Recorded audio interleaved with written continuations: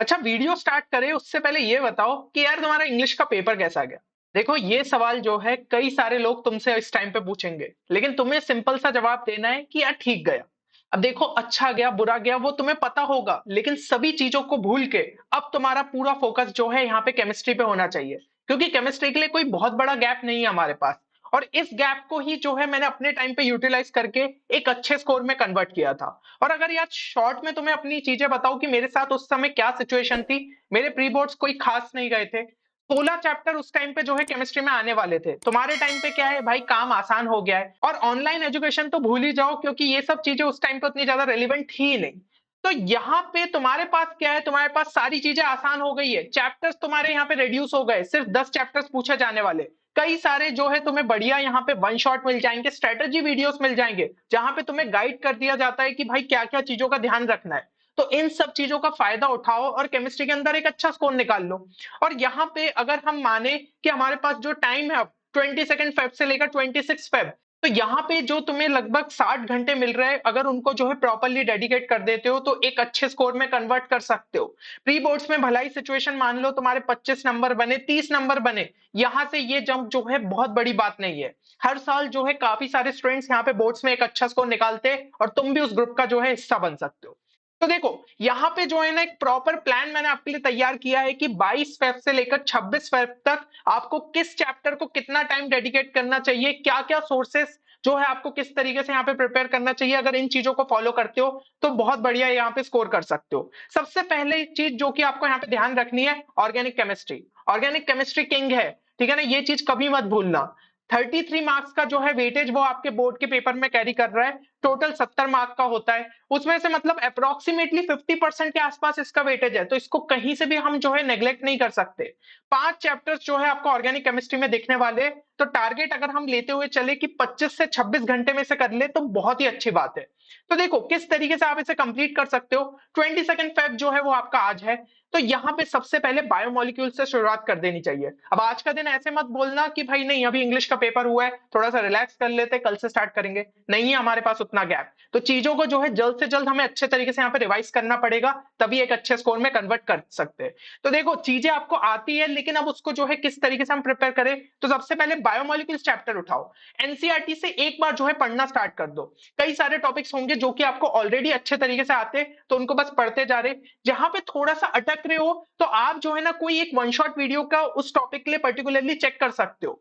तो यहाँ पे टारगेट ये होना चाहिए कि 2 घंटे के अंदर आप इसको अच्छे तरीके से फिनिश कर लो। फिर नेक्स्ट 2 आवर्स आपको क्या डेडिकेट करने कि इसी चैप्टर के जो है लास्ट 5 साल के पीवाईक्यूज कर लो। तो कई सारी चीजें जो है आपने चैप्टर में पढ़ी है, तो वो जो है पीवाईक्यूज के थ्रू भी आपके अच्छे तरीके से यहाँ पे कवर हो जाएगी। तो इस तरीके से बायोमोलिक्यूल्स आपका बहुत अच्छे लेवल पे यहाँ पे तैयार हो जाएगा। तो 4 बजे से लेकर 8 बजे तक का टाइम इतना जो है आप इसके लिए यहाँ पे शेड्यूल कर सकते हो। फिर एक जो है ब्रेक ले लो अच्छा खासा, ठीक है, उसके अंदर आपका डिनर हो गया। और एक जो है ना मैं आपको पीडीएफ दे दूंगा नॉमेनक्लेचर की, उसको जो है जरूर से पढ़ लेना। अच्छा, ये क्यों मैं बोल रहा हूँ नॉमेनक्लेचर की पीडीएफ की क्यों जरूरत है, आप सोच रहे होंगे मुश्किल से अगर एक दो क्वेश्चन आए भी तो ज्यादा से ज्यादा 2 नंबर के पूछे जाएंगे, चलो बहुत अच्छी बात है। लेकिन होता क्या है, डायरेक्ट क्वेश्चन तो आप समझते हो, लेकिन कई बार जो है इनडायरेक्ट क्वेश्चन हो जाते हैं। जैसे कि अगर हम जो है 2023 के ही पेपर की बात करें, तो यहाँ पे आपको पता होने चाहिए कि ये कंपाउंड्स किस तरीके से, ठीक है, जैसे कि भाई अगर हम बात कर ले यहाँ पे 2 मिथाइल प्रोपेन 2 ऑल, तो इसका जो है आपको स्ट्रक्चर ड्रॉ करते हुए आना चाहिए, तभी तो आप उसे कन्वर्ट करोगे। ऐसे ही कोई भी पूछ लिया, एनिजोल पूछ लिया या फिर कुछ और पूछ लिया, एन ब्यूटाइल क्लोराइड पूछ लिया, तो इनका जो है नॉमेनक्लेचर आपको जो है समझ में आना चाहिए। इसलिए मैं बोल रहा हूँ उस पीडीएफ को फटाफट देख लेना। कई सारे रूल्स आपको ऑलरेडी पता होंगे, लेकिन कुछ जो है इंपॉर्टेंट चीजें पता चल जाएगी, तो ये काम आपके लिए आसान हो जाएगा। कर लिया। अब आपके जो है यहाँ पे ऑर्गेनिक वाले चैप्टर स्टार्ट हो रहे हैं, क्योंकि देखो बायोमोलिक्यूल्स पहले उठाने का हमारा मकसद यही था, उसके अंदर बहुत ज्यादा ऐसी रिएक्शंस नहीं है, तो चीजें हमारे लिए उतनी ज्यादा कॉम्प्लेक्स नहीं है, फटाफट उस चैप्टर को कर सकते हैं, ज्यादातर चीजें हमें याद रखनी है। फिर halo alkane and hello arene में अब थोड़ा ऑर्गेनिक केमिस्ट्री स्टार्ट होती है, तो एक बार इसको पढ़ा अच्छे से, 2 घंटे का टाइम डेडिकेट करिए। फिर से वही चीज, कोई टॉपिक में अगर अटक रहे हो तो वन शॉट देख सकते हो। अच्छा, अगर आप जो है एनसीईआरटी पहले ही बहुत अच्छे से रिवाइज कर चुके हो, तो आप सीधा यूट्यूब का कोई एक वन शॉट उठाओ और उसके बाद पीवाईक्यू सॉल्व कर लो, ये भी तरीका जो है चल जाएगा। ठीक है ना? तो ये चीज़ आपको जो है 9 से 1 बजे के बीच में जो है हेलोएल्केन एंड हेलोएरिन को निपटाना है। 1 बजे तक इसलिए थोड़ा-सा स्ट्रेच कर लो क्योंकि अभी तो मेरे हिसाब से आप वैसे ही रिलैक्स कर लिए होंगे, है ना? इंग्लिश के पेपर के बाद थोड़ी तो थकान होती है, 3 घंटे यार बैठ के आए, तो अभी जितना टाइम थोड़ा-सा रिलैक्स करना है कर लो, लेकिन इस टाइम को जो है प्रॉपर्ली फॉलो करके इन 2 चैप्टर को आज ही जो है अच्छे तरीके से आपको कंप्लीट कर लेना है। नेक्स्ट अब अगर हम चले तो यहाँ पे 23 फेब को देख लेते हैं। तो इस दिन आपको क्या करना है, एल्डिहाइड, कीटोन और कार्बोक्सिलिक एसिड को एनसीईआरटी से 3 घंटे का टाइम में जो है कंप्लीट करने का टारगेट रखना है। और ये पोर्शन थोड़ा-सा बड़ा है इसलिए थोड़ा-सा अपन टाइम ज्यादा दे सकते हैं। लास्ट 5 साल के पीवाईक्यूज देख लीजिए 2 घंटे में अच्छे तरीके से। तो यहाँ पे जो है आपको चीजें अच्छे से क्लियर हो जाएगी। फिर जो है एक ब्रेक ले लीजिए और उसके बाद एमाइंस जो है एनसीईआरटी से अच्छे से कर लीजिएगा। ठीक है, वही 3 घंटे का जो है टाइम ले लीजिएगा और यहाँ पे लास्ट 5 साल के पीवाईक्यूज लगा लीजिए। फिर एक ब्रेक ले लीजिए और उसके बाद अल्कोहल, फिनॉल और ईथर को जो है एनसीईआरटी से देख लीजिए 3 घंटे का टाइम लेके। अब इसके जो पीवाईक्यूज है वो अपन नेक्स्ट दिन कर सकते हैं। तो यहाँ पे 24 फेब को जो है उसके पीवाईक्यूज कंप्लीट कर लीजिएगा 2 घंटे के अंदर। अब देखो ऑर्गेनिक केमिस्ट्री के चैप्टर्स खत्म हो गए तो जरूरी हो जाता है कि एक बार उनकी जितनी भी इंपॉर्टेंट नेम रिएक्शंस थी प्लस जितने भी फंक्शनल ग्रुप टेस्ट अपन ने पढ़े उनको जो है अच्छे तरीके से यहाँ पे देख ले। तो यहाँ पे जितने भी आपने पढ़े एक बार जो है फटाफट रिवाइज कर लीजिएगा। तो हम एक ट्राई करेंगे कि यहाँ पे जो है आपके लिए एक पीडीएफ भी जो है अपलोड कर दे जिसके अंदर ये सारी चीजें आपकी गिवन होगी। तो 1-2 दिन में आपकी अपलोड हो जाएगी। अगर आपने अभी तक टेलीग्राम ग्रुप को ज्वाइन नहीं किया तो उसे जरूर से ज्वाइन कर लीजिएगा।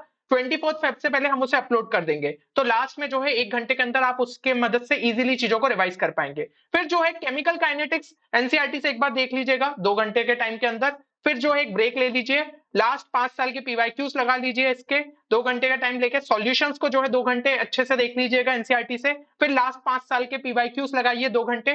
तो एनसीईआरटी और पीवाईक्यूज का जो ये कॉम्बिनेशन है आखिरी में आपको बहुत ज्यादा हेल्प करने वाला है। चीजें इसी में से जो है पूछे जाने वाली है, इसके बाहर नहीं पूछे जाती है। फिर एक ब्रेक लीजिए और आखिरी में जो है इलेक्ट्रोकेमिस्ट्री एनसीईआरटी से जो है 3 घंटे के अंदर कंप्लीट कर लीजिए। अब इलेक्ट्रोकेमिस्ट्री के जो पीवाईक्यूज है वो हम नेक्स्ट डे कर लेंगे। तो यहाँ पे जो है लास्ट 5 साल के पीवाईक्यूज आप 2 घंटे का टाइम लेते हुए चलिए। फिर जो है डी एंड एफ ब्लॉक हम जो है एनसीईआरटी से यहाँ पे 2.5 घंटे का टाइम लेते हुए चलते उसके अंदर आप कंप्लीट कर लीजिए। तो 8:30 से 1 बजे के अंदर ये चीजें जो है आपकी हो जाएगी। फिर एक जो है यहाँ पे ब्रेक ले लीजिए। लास्ट 5 साल के जो पीवाईक्यूज है डी एंड एफ ब्लॉक के वो आप 2 घंटे का टाइमर लेते हुए कंप्लीट कर लीजिए। कोऑर्डिनेशन कंपाउंड जो कि आपका आखिरी चैप्टर रह जाएगा उसको 3 घंटे का टाइम दीजिए क्योंकि थोड़ा सा बड़ा सेक्शन है और यहाँ पे 2 से 7 के अंदर ये चीजें आपकी हो जाएगी। फिर एक ब्रेक लीजिए और लास्ट 5 साल के पीवाईक्यूज आपके कोऑर्डिनेशन कंपाउंड्स के जो है 2 घंटे के अंदर कर लीजिए।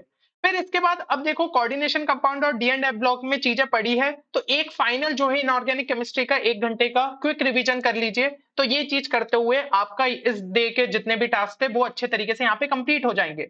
अब यहाँ पे बचता है आपका 26 फेब। 26 फेब बहुत ज्यादा इंपॉर्टेंट दिन रहने वाला है क्योंकि इस टाइम पे जो है जितनी चीजें अपन ने करी अब उसको टेस्ट करना है।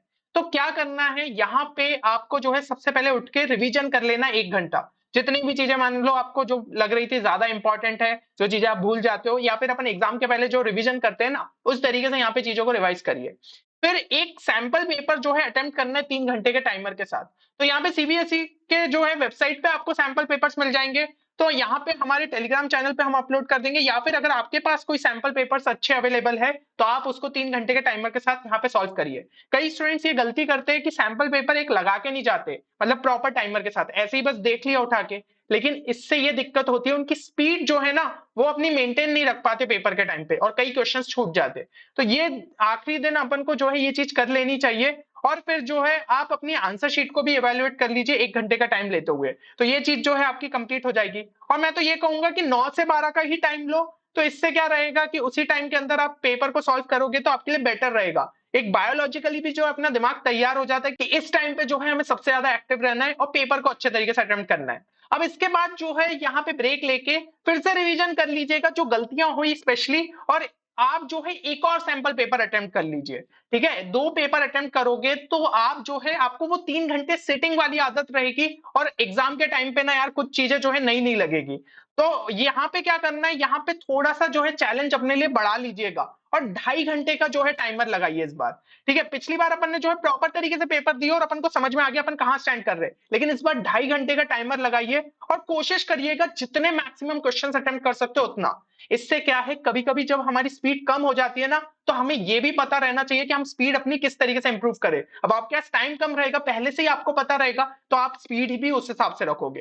तो ये चीज एक बार जरूर करके देखिएगा। और फिर से आंसर शीट को इवेल्युएट करना है, तो ये चीज जो है आप 2 से 7 के अंदर आराम से कंप्लीट कर लोगे। 3 से 5.5 का टाइम लेते हुए चलना है ना, तो उसके अंदर जो है आपको ये पेपर देना है।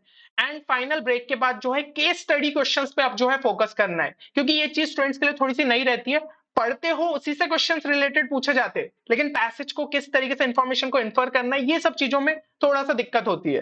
तो यहाँ पे क्या है, आपकी सीबीएसई वेबसाइट यार बहुत सही चीज है, वहां पे आपको केस स्टडी के क्वेश्चंस भी मिल जाएंगे। तो 16 केस स्टडीज दी है, उसकी पीडीएफ अगर आपके पास अवेलेबल नहीं है तो ये भी हम जो है हमारे टेलीग्राम ग्रुप पे अपलोड कर देंगे। और भाई 8 मार्क्स का वेटेज कैरी कर रहे, तो केस स्टडी क्वेश्चंस को यार इतना टाइम डेडिकेट करना तो बनता है। ये चीज आप जब कर लोगे, फिर जो है एक लास्ट और फाइनल चीज जो कि भाई आपको मतलब फाइनल के जो मतलब नंबर बूस्ट करने की टेक्निक रहती है ना, वो ये हेल्प कर सकती है। वो है किसी भी 2 टॉपर आंसर शीट्स को अच्छे तरीके से एनालाइज करो, समझो कि पेपर की प्रेजेंटेशन स्टाइल क्या होनी चाहिए, कुछ भी काटा पीटी नहीं होनी चाहिए, और किस तरीके से जो है आंसर को लिखा जाता है, कहां पे जो है मार्किंग आपकी जो है प्रॉपर तरीके से आपको मिलती है, सब चीजें क्लियर हो जाएगी। तो मान लीजिए अगर आपके पास यहाँ पे टॉपर्स की शीट्स नहीं है, तो वो भी हमारे टेलीग्राम ग्रुप पे आपके लिए अपलोड कर देंगे। इस तरीके से कुछ आपको जो है टॉपर शीट्स दिखेगी, आपको समझ में आएगा टॉपर्स किस तरीके से लिखता है। जैसे कि एक सैंपल तौर पे मैं बताऊं, सेम पेपर की ये मार्किंग स्कीम है और ये चीज है। तो क्या है, पेपर प्रेजेंटेशन में बेटर ये रहता है कि हम ऑप्शन के साथ जो है प्रॉपर जो ऑप्शन मतलब दिया था वो भी लिख दे, जबकि आप मार्किंग स्कीम में देखोगे ऐसा कुछ जरूरी नहीं है। लेकिन ये चीज ना यार एक एग्जामिनर पे थोड़ा सा अपना अच्छा इंप्रेशन बनाती है। तो ये सब चीजें जो है आप देख सकते हो। फिर किस तरीके से भाई कोई भी काटा पीटी नहीं है, ये सब चीजें आपको जो है ना क्लियर होते जाती है। तो ये जो है एक बार अच्छे से आप देख लीजिएगा। तो मार्किंग स्कीम भी हम अपलोड कर देंगे, टॉपर की जो आंसर शीट है वो भी, और जो क्वेश्चन पेपर था उस सेट का वो भी आपके लिए अपलोड हो जाएगा। तो प्रॉपर तरीके से यार टेलीग्राम ग्रुप का यूज लीजिए और ये सारे डॉक्यूमेंट्स को जरूर से वहां पे डाउनलोड कर लीजिएगा। अब भाई बचता है फाइनल डे, जब आपका मतलब केमिस्ट्री का पेपर रहेगा, तो उस दिन भी थोड़ा सा सुबह जल्दी उठ जाइएगा, रिवीजन के लिए 2 घंटे का टाइम दीजिए। आखिरी में जो जो इंपॉर्टेंट चीजें आपको लग रही है कि आपको देख लेना चाहिए, एक बार उसको देख लीजिए और बाकी रिलैक्स हो जाइए। आप जितना भी मतलब कर सकते थे आपने अपनी तरफ से किया, अब बस पेपर में जो है आपको अपने 100% देना, और फिर रिजल्ट जैसा भी रहे बढ़िया ही रहेगा। तो देखो एक बार जो है कमेंट सेक्शन में ये चीज जरूर लिखना कि केमिस्ट्री फोड़ना है, और आप डेफिनेटली फोड़ोगे। जो मैंने आपको यहाँ पे सारी चीजें बताई है उस तरीके से अगर एक प्लान मैनर में चीजों को फॉलो करोगे, तो यार कहीं भी गलती नहीं होगी। और अगर आप चाहते हैं कि ये शेड्यूल भी जो है हम एज अ पीडीएफ आपके लिए टेलीग्राम ग्रुप पे डाल दे, तो कमेंट सेक्शन में बता दीजिएगा, हम इसको भी अपलोड कर देंगे। वैसे तो सारी चीजें आपको जो है विजिबल होगी, तो आप जो है खुद भी नोट डाउन उसे कर सकते हैं। तो प्रॉपर तरीके से शेड्यूल को फॉलो करिए और एक अच्छा स्कोर निकालिए।